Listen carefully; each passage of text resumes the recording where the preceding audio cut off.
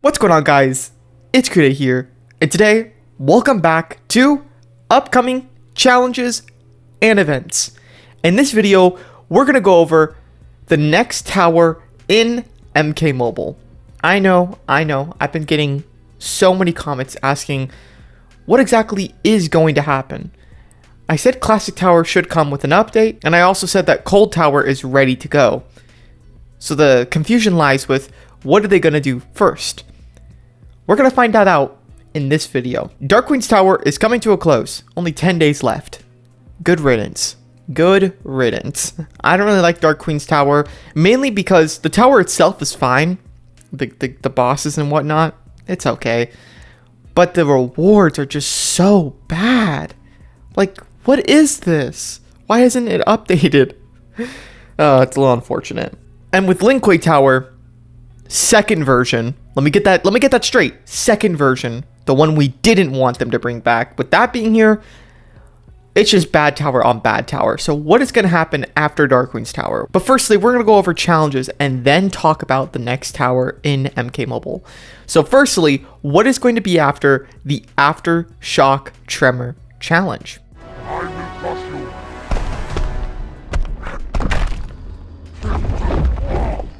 At the end of the Aftershock Tremor challenge, we're going to get Flaming Fist Liu Kang. And why is he significant? Mainly because he's the next Combat Pass. Now, he's a much better Combat Pass than Vampir's Molina. And that's just my opinion. I think many people would agree with me. He's not perfect, don't get me wrong, he's not perfect. But he's alright. I would say it's going to be pretty fun to play with him versus Vampir's Molina. But let's have a look at his challenge requirements. Bronze characters only, silver and bronze characters only, silver characters only, your team's one of Outworld characters, and then Reptile must be on your team. Here's Flaming Fist Liu Kang. He gets those fiery fists, giving him speed at the beginning of the match. 25% critical hit chance. He used to be epic back in the MKX mobile days because the game felt a little bit faster. It's not as fast as Cabal, that's for sure. So let's go see what the hard and elder difficulties are for the Flaming Fist Liu Kang challenge. Alrighty, this is a hard difficulty for Flaming Fist Liu Kang's challenge. Red headband. This is his normal gear. It's kind of good actually if you put it on like Fire God Liu Kang and whatnot. There are no differences in the actual requirements. I do want to make that clear for any beginners. So let's go see what the elder difficulties are for the Flaming Fist Liu Kang challenge. Alrighty, these are the elder difficulty requirements. Gold and diamond characters only. You're talking about of Reptile or Cabal characters. You're talking about of NetherRealm characters, and then it repeats until the end. Huh. Cabal characters. Seriously? Two fast ones. Reptile can be considered kind of fast too. Alright, well, let's go see what is after the Flaming Fist Liu Kang challenge.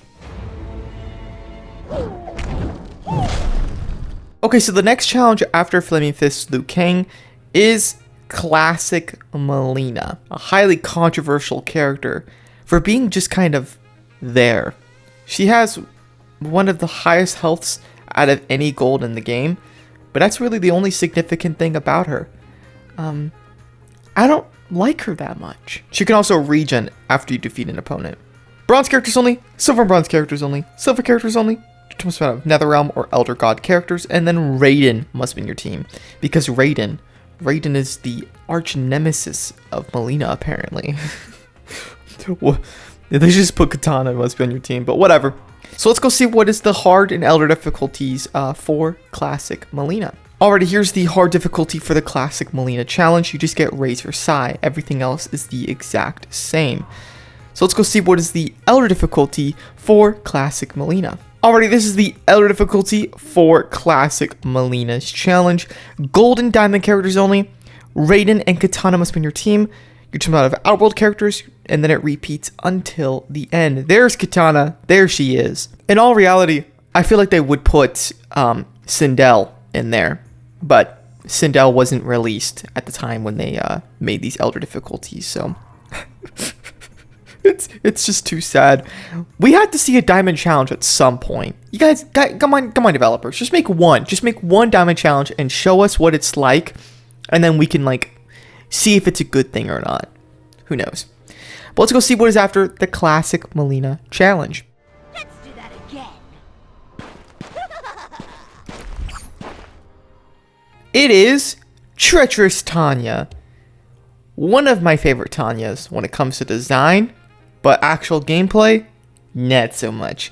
Bronze characters only, silver bronze characters only, silver characters only, your team split of Outworld characters, and then Katana must be on your team. I guess that makes sense. Tanya was in her way. Now, Tanya is one of my favorite characters in MKX at least. It's unfortunate that in MK1, I'm just not a huge Tanya player. Now, Tanya has to be one of the most controversial characters, at least for MK1. Her redesign was crazy. It's not bad, but it's just way different from the MKX design. So some people didn't like that. Now, what do I think about her MKX design? Well, I think it fits MK Mobile pretty well. I think all the little tiny freckles and everything on her face would just not translate well if she was an MK1 character. That's just me, though. I don't think they could actually add those details. So it would look really weird to add MK1 Tanya to MK Mobile. So let's go see what is the hard and elder difficulties for the Treacherous Tanya challenge. Alrighty, this is the hard difficulty for Treacherous Tanya. You just get Kobu Jitsu Blades, a gear that I sometimes use. And if you keep hearing my voice get raspy, that might be the 4 eggs I ate this morning. For some reason, my throat starts to get raspy after eating that many eggs. I'm trying, guys. I'm trying to still add protein. Protein anywhere you can get it. Is Tanya a good card? Treacherous Tanya. The answer is no.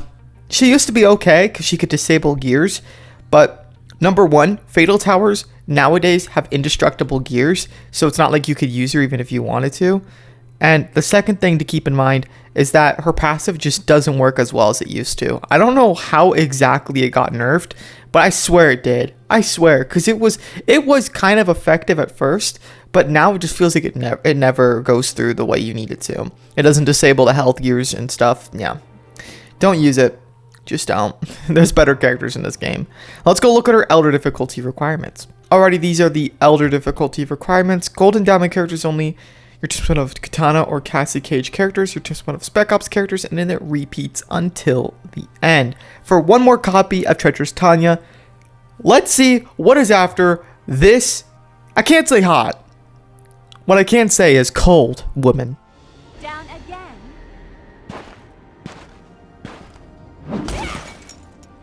So after Treacherous Tanya, we don't know what else is upcoming because it's not planned just yet.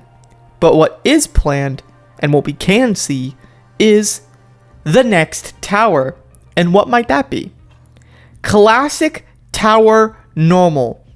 Now this is confusing. This is going to be a predicament because I'm going to have to make some wild predictions and claims here. So firstly, I said that they're missing a character to drop Classic Tower.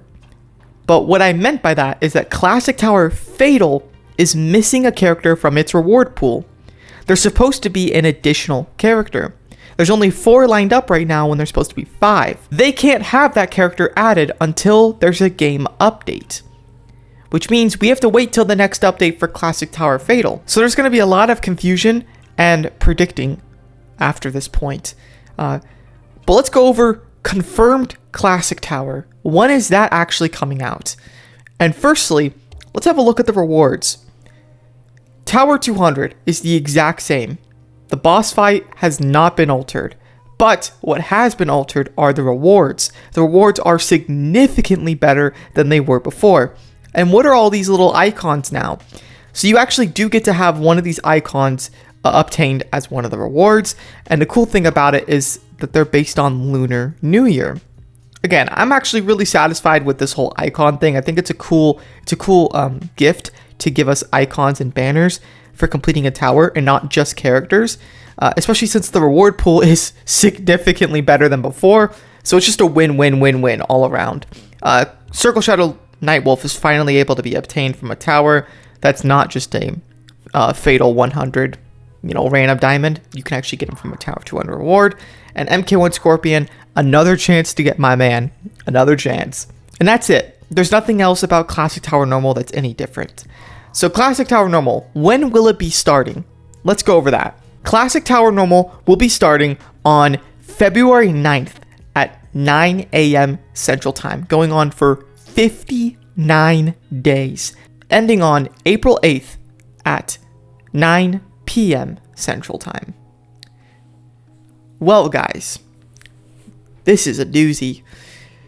When is Classic Tower Fatal going to be planned? When is it coming? What I think the developers might be doing here is dropping the normal tower and then having a game update like halfway through to drop the Fatal. But normally they'd put the Fatal next to the normal. So I'm starting to get extremely confused because, like I've said a million times, there's a character missing. So I'm starting to get really confused. The Fatal Tower could drop. It could just be a programming error at this point, guys. I've never seen them make a programming mistake where they just forget a character or like miss a slot on the tower. I've checked all the other towers and it goes in order: 1, 2, 3, 4 diamonds. And this one had 2, 3, 4, 5 diamonds. That's not right. There's supposed to be an extra one in there. But since the tower could still drop even without that character, it's possible that that's the plan. Is that it just drops and it was just a programming mistake and there is no additional character actually. When would that come then? If it's a programming mistake and there's not supposed to be an extra character in Classic Tower Fatal, then I would say the tower will be coming out maybe February 15th, 20th, and 30th at most, because 20 days into normal is typically the time when Fatals will come out.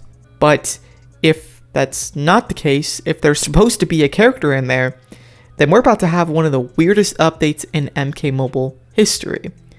Because we've been on repeat over and over and over again, always updating when the towers come to a close. But if Classic Tower Fatal does require an update and it's going to drop soon, like we're talking 20 or 30 days, then we have to get an update while there's towers going on currently. We don't know what the next character is. We don't know for sure when the next update will drop. One thing I do want to talk about is Cold Tower. Cold Tower is revamped and completely ready to go. I'm not entirely sure why they wouldn't just drop that first. Linkway Tower and Cold Tower are a perfect combination to have next to each other. So the fact that they're going to opt for Classic Tower is just weird to me. The only reason why Classic Tower does make sense, in my opinion, is the fact that Lunar New Year is going on very soon. And with that in mind, we do need to see like Lunar New Year banners and icons. This would not make any sense to drop like 9 months from now, because obviously Lunar New Year is not going to be going on, so people are going to be really confused. Like, why do you have all these Lunar New Year stuff in here if Lunar New Year isn't happening? But yeah, guys, hopefully Cold Tower drops as well, because that's one of my favorite towers in the game. But other than that, thank you guys so much for watching. If you did enjoy, make sure to like and subscribe. Leave your predictions down in the comments below. This is Kude, signing out.